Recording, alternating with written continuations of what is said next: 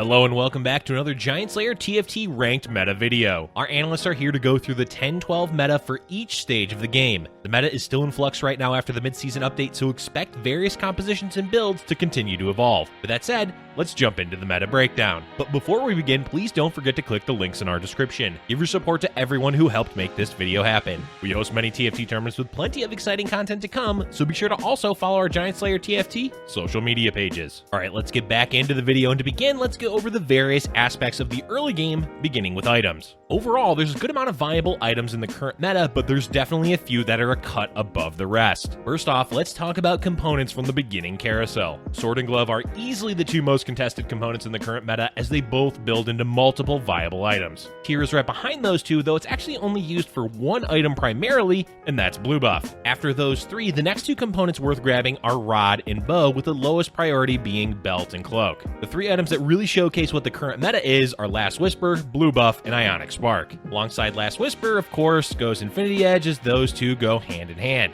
Last Whisper is leading the charge for physical damage items because of how common Vanguards are right now in the current meta. Without the armor reduction it provides, it can be difficult for any AD carry to burn through the enemy front lines. Blue Buff is useful for many different champions right now, but the three you're likely to see are Teemo, Riven, and Cassiopeia. Cassiopeia is one of the champions that has shaped the meta by being the carry for Vanguard Mystic. Lastly, there's Ionic Spark, which is a fantastic universal item as it can be used in practically every composition, but it really shines as a soft counter to Mystic. The magic resist reduction that the item provides is useful in the current meta and can be used throughout every single stage of the game. Let's move on to the next early game section, champions and traits. As usual, your goal for the early game is to try and find 2-star champions. While there are quite a few strong traits to go for, it's usually better to hold on to pairs and aim for upgrades more so than playing a bunch of 1-star champions with a good trait. But if you're given the opportunity to play a specific trait or champion, what should those be? At the top of the strong early game traits, we have Vanguards. Vanguard will provide a sturdy front line at every stage of the game, but especially early game where damage is much lower, so the armor bonus gets amazing value. Nautilus being a newly added Vanguard also helps the flexibility of the trait early on. A trait with a good mix of offensive and defensive qualities is Rebel. With Malphite and Ziggs as the core two early game rebels, you can build off of them in multiple ways. Infiltrator is an option by playing Zed, or you can look to play Demolitionist with Rumble. Rumble receives significant buffs in 10-12 and has become a legitimate threat, especially when paired with Ziggs.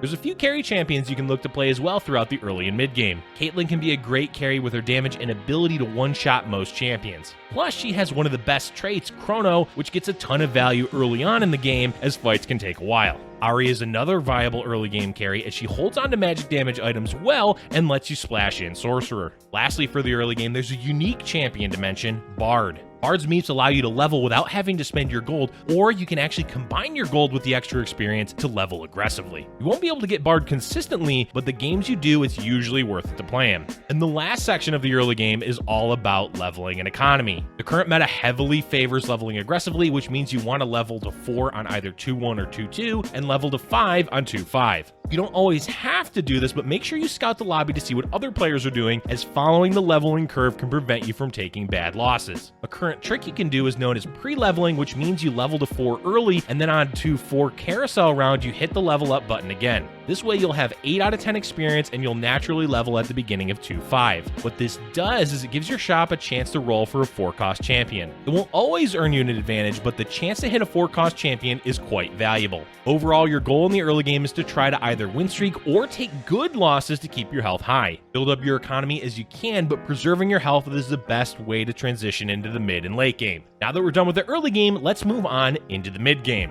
At this stage of the game, you have a few options for playstyles, but most of them come at level 7. Prior to level 7, you'll usually level to 6 on 3-2 unless you're on a win streak and want to preserve it, in which case you'll level on 3-1 instead. After that, you can level to 7 at any time between 3-4 and 4-1, though the standard timing is 4-1. Any earlier depends on whether you've been win streaking or have a strong economy. Once you're level 7, you have quite a few playstyles to choose from, which can be determined by certain compositions. First, you can slow roll on level 7, which is most commonly done with the build Slash Bros. This is a build that utilizes Master Yi as the main carry, along with 6 Blade Master and Rebel. The core champions are Master Yi, Yasuo, Shen, Riven, Xayah, and Aurelia, with Zed for Rebel. Zed can also become a Blade Master if you have the BM SMAT item. The goal for this build is to get to level 7 and slow roll for Master Yi 3. Yasuo 3 and Zed 3 are fine to go for as well, but the build relies on hitting Yi 3 to succeed. Give him items such as Rapid Fire Cannon, Rage Blade, Death Cap, and Quicksilver. This is the main build to focus on for slow rolling at level 7, though you can also do that for Vanguard Mystic. Whichever build you do go when slow rolling, you need to scout to make sure that you're not contested.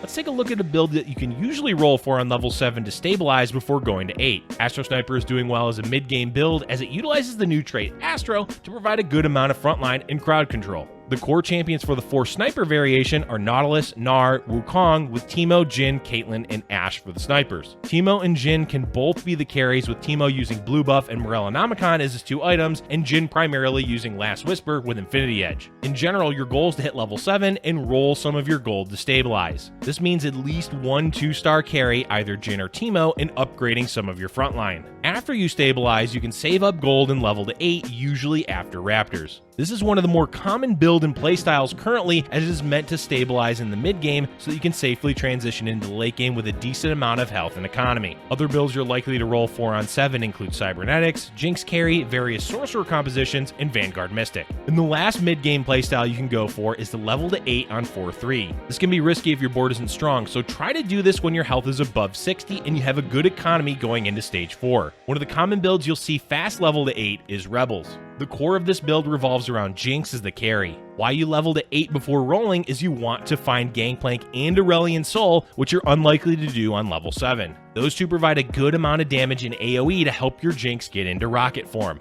Jinx can use several items including Red Buff, Giant Slayer, and Last Whisper paired with Infinity Edge. To help keep Jinx alive, you play 6 Rebels, which will be Jinx, Aurelion, and Ziggs, and the rest don't really matter. Ezreal is a common 8th champion as he provides Blaster with a good utility ability. In general, fast 8 is the goal for most builds in the current meta, but it is often safer to roll on 7 to stabilize. Rebels is one of the few that heavily relies on multiple legendaries to stabilize, which is often why it needs to level to 8. Overall, the mid game should be where you're solidifying your composition and trying to stabilize your health and economy to transition into the late game. Health, economy, and items can dictate your playstyle, but above all of that, you should scout and see what other players are doing in the lobby. The information can be crucial in determining what you do throughout the mid game. And with that, let's move on into the late game. So the late game has a few defining factors. The biggest 2 are definitely scouting and positioning, as these will often be what wins you rounds. Don't leave your board static too often. Try to move your champions around and position based off what you scout, but repositioning every round can be enough to throw other players off. Don't get caught by common late game things such as Zephyr, Blitzcrank, Shroud of Stillness, or an Infiltrator jumping onto your carry. Aside from scouting and positioning, the late game meta relies heavily on getting to level 9. The main reason for this is Thresh. Thresh has altered the late game because of how strong his ability is to pull in additional champions, most of which have some form of CC, such as Lulu, Wukong, or Janna. But by far the best champion for Thresh to pull in is, of course, Urgot. Urgot will one-shot any champion unless he's killed, interrupted, or the enemy champion has an unused Trap Claw. Most of those factors don't matter at all when Urgot is pulled in by Thresh, making these two by far the best late-game combo you can play. Ultimately, your late-game goal should be to find these two, in particular Thresh 2,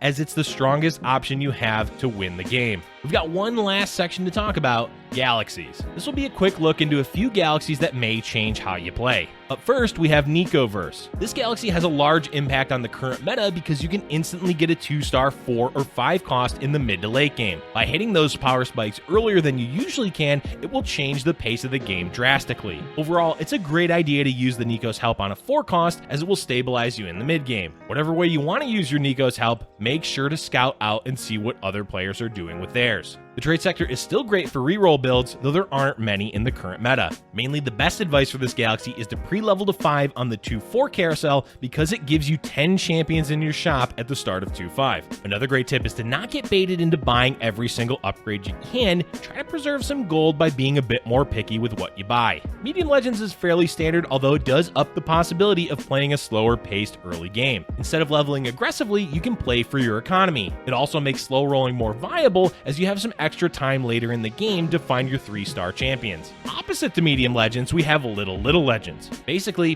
play fast or die quick. It's a rough galaxy because low rolling is punished quite hard and there's really not much you can do about it. Make sure you're scouting and leveling to match the pace of your lobby, as losing early health is a surefire way to bottom 4. Star Cluster is a rough galaxy to play because high rolling early game will rocket you to a top 4 and low rolling is an easy way to bottom 4. The power spike garnered from the 2-4 carousel is ridiculous, so try to grab a strong champion if possible, as it'll help either alleviate the bad losses you're going to take from low rolling or boost your board to an insane amount if you're high rolling. And the last galaxy to talk about is the Galactic Armory. The best piece of advice for this galaxy is to not get baited by the 2 default items. If they point towards a particular build, then that means most other players are going to go for said build. Make sure you scout a lot and play off the components you're given instead of tunnel visioning on the 2 starting items. That's all for today's video, folks. We hope this breakdown of the ranked meta will help you climb in the last few days before the new patch arrives. Let us know in the comment section below how your rank climb is going and what you're looking forward to in the patch 10.13. Thank you for watching, and if you're enjoying our content, be sure to hit the like button and subscribe for future GiantSlayerTV videos.